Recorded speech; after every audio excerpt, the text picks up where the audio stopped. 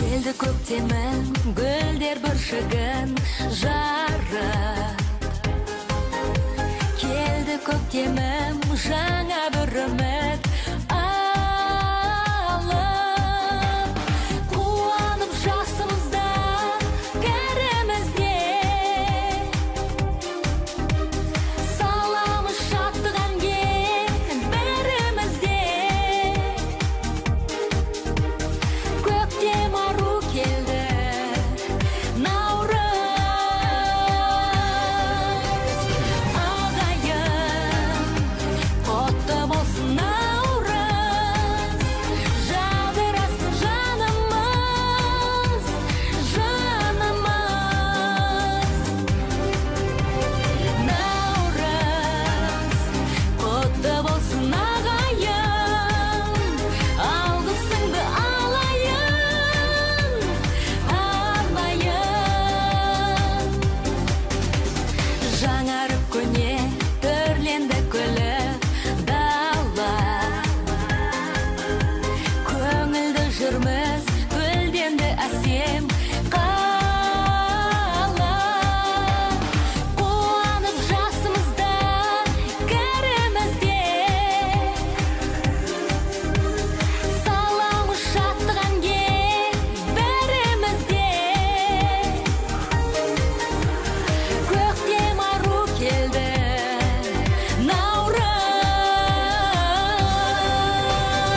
Ағайын, құтты болсын наурыз. Жадырасын жанымыз, жанымыз. Наурыз, құтты болсын ағайын. Алғысыңды алайын. Лисаков орталық кітапханасы ұлыстың ұлы күні наурыз мерекесіне арналған наурыз достық мерекесі атты ақпараттық музыкалық сағатын ұсынады. Наурыз жыл басы, парсы тілінде нау жаңа, роз күн деген ұғымды білдіреді. Халық наурыз мерекесіне алдын ала дайындалады. Дәстүр бойынша үйге қос шырақ жағылады. Ыдыстар ернеуіне дейін айранмен, сүтпен немесе бұлақ суымен толтырылады. Бұл тоқшылықтың белгісі. Наурыз достық, еңбек, бейбітшілік мерекесі. Ұлыстың ұлы күні адамдар бір-біріне деген ренішін ұмытып, өзіне де өзгеге де жақсылық тілеген. Дастарханның басты асы наурыз көже болған. Наурыз көже 7 түрлі тағамнан жасалған. Наурыз көжені тойып ішу керек. Сонда жыл бойы тоқшылық болады деген сенім бар.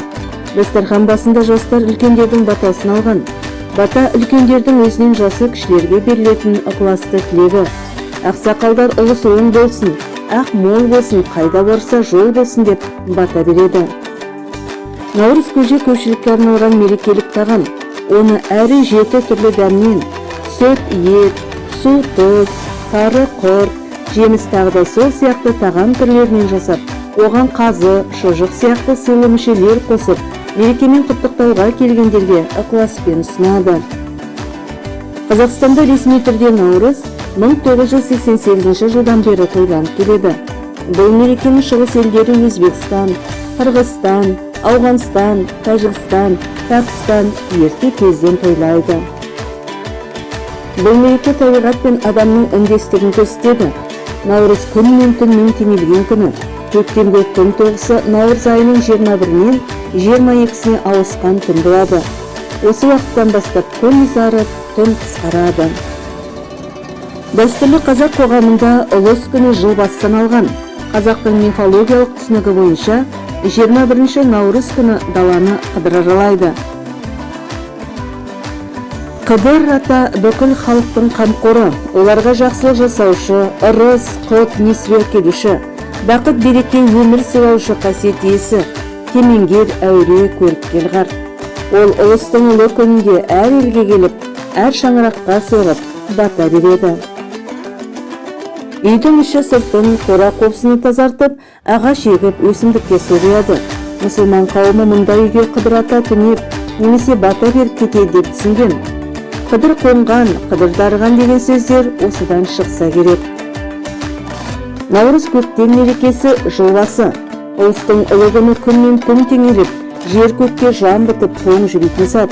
Сондықтан қазақ халқы бұл мейрамда қыз қуу, көкпар, жамбату, аударыспақ, арқан тартыс, темге ілу сынды түрлі ойын ойнаған. Сонымен қатар айлы түнде ақ сүйек ойналып, алтыбақан тебілген. Баршаңызға тілеріміз, ұлыс бақты болсын, төрт түлік ақты болсын, ұлыс береке берсін, бәле жала жерденсін.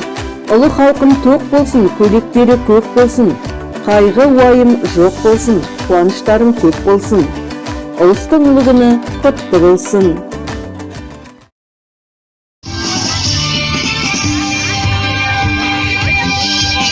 Наурыз, наурыз күнігі жердің төригі, мауыры жылып науаттар бабамен ғана жібейді. Наурыз, наурыз күнігі жердің төригі, шашылып ұры шанақтан шақырып бірі-біріді, шаттанушы еді біріді. Наурыз айы туғанда, той болушы еді болманда, сақталушы еді сабаға, сапарға кеткен ұлдарға. Наурыз айы туғанда